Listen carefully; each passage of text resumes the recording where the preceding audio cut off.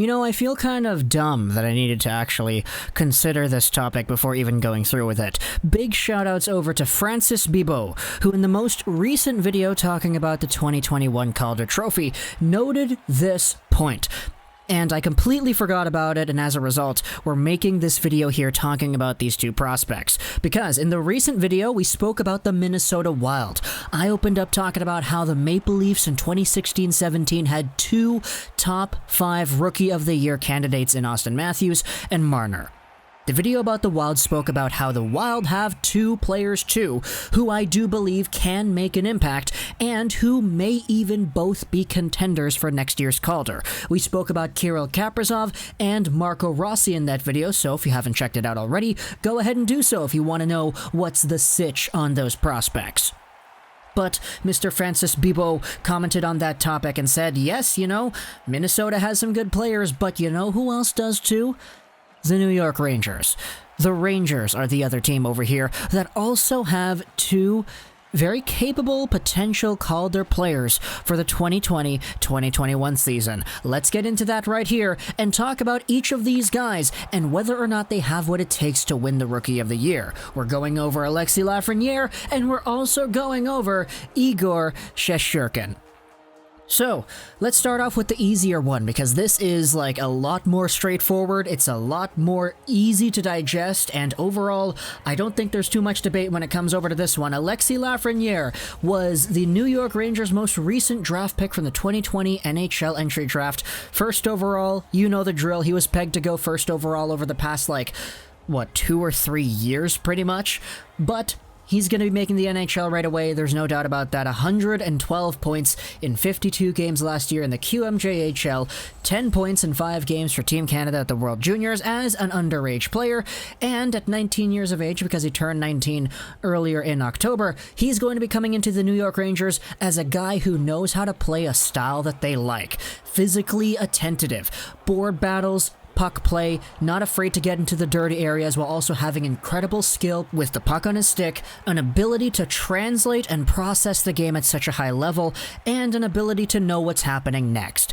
Alexis Lafreniere is a first overall player that probably would have been first overall in many of the other NHL drafts. He would have been first overall had he been eligible with Hughes and Kakko. You could debate whether or not he could have been first overall against Rasmus Dahlin, but the argument is there. He's kind of in that Austin Matthews kind of territory, in my opinion, and he's going to be straight hot out the gate, on fire when he gets to the NHL. He doesn't have anything to prove anymore against any other competition. QMJHL, nah man, this guy was over there becoming the first player since Sidney Crosby to win the CHL Player of the Year twice in a row. Also for the Rimouski Oceanic, one of the best players that organization had ever seen, not to mention the World Juniors dominating against guys in his own age group. Alexis Lafreniere is going to come in, probably be given top 6 minutes, playing alongside of, I don't know, Capo Kakko, Mika Zibanejad, Artemi Panarin, take your pick. But there are so many very, very good qualities to Lafreniere's game that are so translatable, and going into the long-term future, you know, this guy's going to be an absolute stud. You thought the New York Rangers U21 core was stacked before Lafreniere? Well, it's stacked even more now, because Lafreniere adds a completely new dynamic. Whether or not he plays on the first line or the second line, it remains to be seen, but still, this guy's going to be good. If the NHL comes in here with about 50, 56-ish games, I can see Alexis Lafreniere going out there probably getting 30 points, 35 points maybe even. He could honestly blow all expectations out of the water and be a point per game right away. It all depends on the opportunity, but in order for Alexis Lafreniere to win that Calder Trophy, he probably just kind of has to be the #1 point scorer out of all the rookies. It's kind of the same thing that we see year in, year out. Whoever has the most points amongst forwards for rookies usually gets the Calder, unless there's a D-man out there who comes in and he storms over, takes over that race instead, or, like the guy we're going to talk about later, may just come in and just steal a whole bunch of games. I'm not really too sure. So, with that being established, let's go over the other guy the New York Rangers have, who may indeed have an opportunity to win the 2020 Calder Trophy. And this is another player whom we've actually spoken about on the channel a lot before too. Let's talk about Igor Shesterkin, a 24-year-old 6'1", 183-pound goaltender drafted out of the 4th round in the 2014 NHL Entry Draft. Shesterkin is an older guy compared to all the rookies, and I know what you're thinking. Okay, 24 years old, this guy's going to be Artemi Panarin's age when he wins the Calder. Shesterkin's actually born on December 30th, so he's turning 25. He's going to be old, but there was reason to wait for this kind of player. Shesterkin, drafted out of the 4th round in 2014, immediately impressed as one of the better goaltenders, U21 at least, in the KHL. As the years went by for SKA St. Petersburg, Shesterkin just got better and better, and he wrapped up this most recent season, 2018-19, in the KHL, with a .953 save percentage and a 1.11 goals against average. Incredible. It's why he was sent over, and he played with the Hartford Wolfpack and the New York Rangers last season too, posting up 930s in both of those leagues. My goodness gracious, what a great player. And because of the way he played in the NHL, he's actually still eligible for the Calder, which is why he's considered a rookie in this conversation, and it's why he's even in this conversation.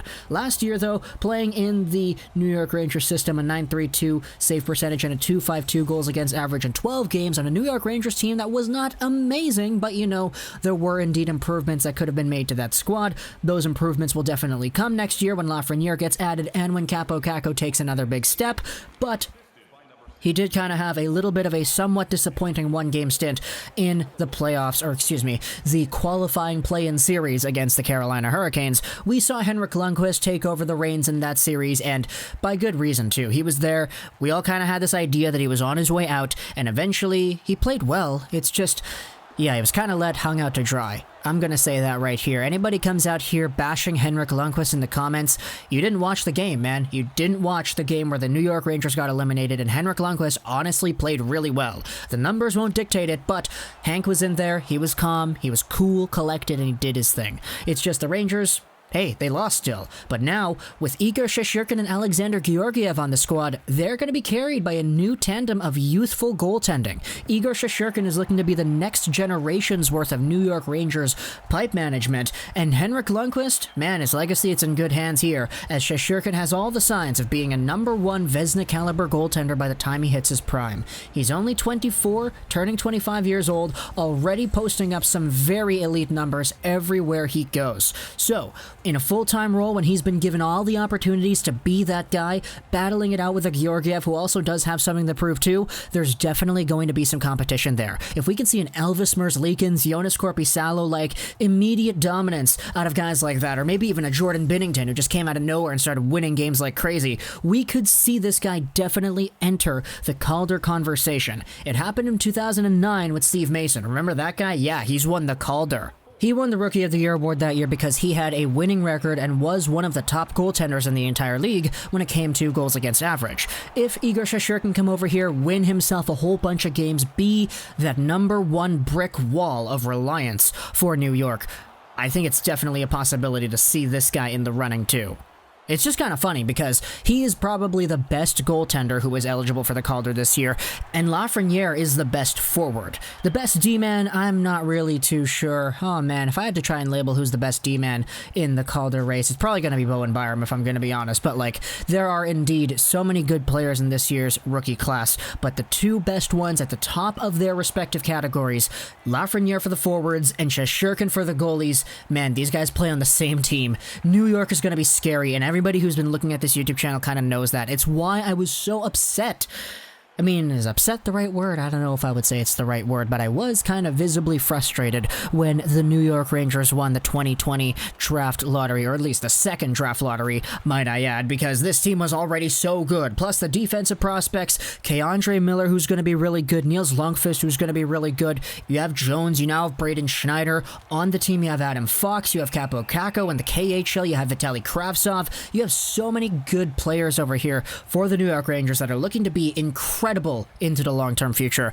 And man, you guys exited the Cup final in 2014 with a loss. You guys are not going to have to wait long to get back there once again. So talk to me in the comments what you think about Alexi Lafreniere and Igor Shesterkin, both guys who I'm labeling as potential Calder candidates for the 2021 season. Compared to the guys we spoke about in the last video, Kirill Kaprizov and Marco Rossi, who do you think has the highest chance of winning the Calder? Honestly, if I had to label it, put it on the record right now, December 6, 2020, I'd probably say Kaprizov, but try to sway my opinion in the comments below. Hope you enjoyed this video.